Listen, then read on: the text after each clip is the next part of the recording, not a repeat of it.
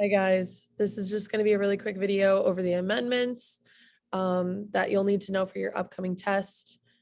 A reminder that we've seen some of these before, so you should know most of these. I think there's just a couple at the end that we're introducing this time.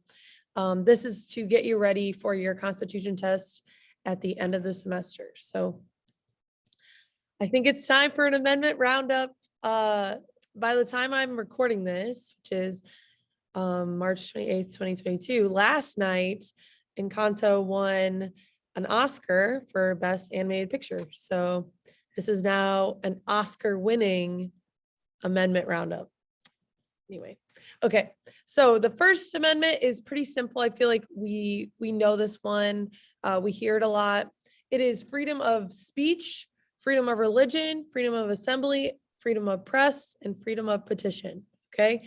So freedom of speech is what we really know it by. So if that needs to be your indicator to remember this one, that would be a good one.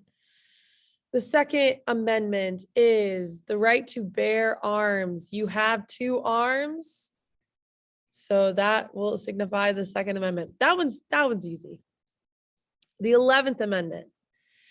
I changed this one. If you can remember the last, I can't even remember the last one I had, like the way to remember it, but the 11th Amendment is making sure that states aren't going to sue each other. So no one-on-one between states. And once again, I'm aware that this one is weak. I'm taking other suggestions. I'm trying to workshop these to make them the best. So let me know if you have another one. But the 11th Amendment has to do with no states suing each other. So no one-on-one, 11. 12th Amendment. This one is really good. It has to do with voting for the president and the vice president. So the way I came up to remember this, also the internet came up to remember this, is you're voting for the number 1 man and the number 2 man. Okay. So the 12th Amendment, 1 and 2, 12, 12th Amendment. 13th Amendment, 13 is very bad number. Slavery is bad. And you know what's also bad? The way I came up to remember this one. So I feel like some of these are so bad. We talked about this before. Some of these are so bad that you're just going to remember them because you're just gonna be like, oh, Miss Grady, cringe, but then also remember it. So I guess you're welcome. All right. The 14th Amendment, one for all and all for one. This is giving all rights to all citizens. Like just citizenship rights. So one for all and all for one. 15th Amendment, I just won the 5K race. This has to do with giving men, regardless of race, the right to vote. So not women yet, just men, regardless of race, the right to vote. 16th Amendment has to do with income taxes. So the sick teen, I am sick of paying taxes. Sick teen, I know. I'm not in the room right now, but I just know there's just like groans or internal groans going on of like cringiness. So I'm so sorry. We all know it. You already know. Okay. Sing it with me. If no one sings it with me, I'm never gonna know because I'm not there right now. But ready? Dancing Queen, feel that beat, only Senate teen. I hope you sang with me. Otherwise, it was just me singing to myself. But we remember this one, right? It has to do with senators. So we have Senate teen, the voting of senators. Our best work, my best work. The 18th Amendment, you can't drink alcohol at 18. So no alcohol. 18th Amendment, remember, we had a whole unit on it. It has to do with the prohibition of alcohol. 19th Amendment, in 1920, women gained the right to vote with the 19th Amendment.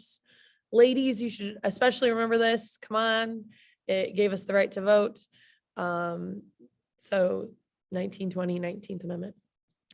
The 20th Amendment has to do with the inauguration date, setting things up for the inauguration when a president is sworn in to office. And the inauguration date is always January 20th. And the 20th Amendment sets the inauguration date. 21st Amendment repealed or got rid of prohibitions. So you can drink on your 21st birthday. 21st Amendment. 22nd Amendment, 2 4-year terms for president. This sets the limit on the number of times a president could be elected. This is a new one. So 22nd, 2 4-year terms, 2. 23rd, this is also a new one. 23rd Amendment basically gave the District of Columbia, also known as the Washington, D.C., the right to representation in presidential elections. So they get 3 electors. So I made this one up, so feel free to come at me, but DC gets the vote with 23. So kind of rhymes, DC 23. I ran this by my cross country runners at practice the other day, and they said this one was just okay. So I'll take it. 26th Amendment guarantees that any person 18 or over may vote. So it guarantees 18-year-olds the right to vote. So when you turn 18, you can vote in elections. And 26th Amendment, 2 + 6 = 8, and just slap a 1 in front of it and you get 18. I know. I'm aware that one wasn't great. 27th Amendment. The 27th Amendment is the last amendment.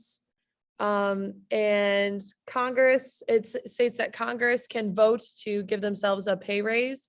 So the one that I found, a way to remember this is the 27th is the last amendment, and a raise for Congress is the last thing that you want.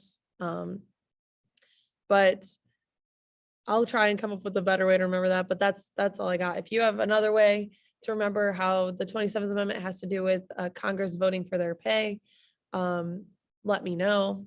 Always taking suggestions. Otherwise, you're just gonna have to deal with my cringy self. I think that's it. So if you have any questions, let me know. You should be working on your study guide, getting that done before the test this week, and we'll see you when I see you. All right, bye guys.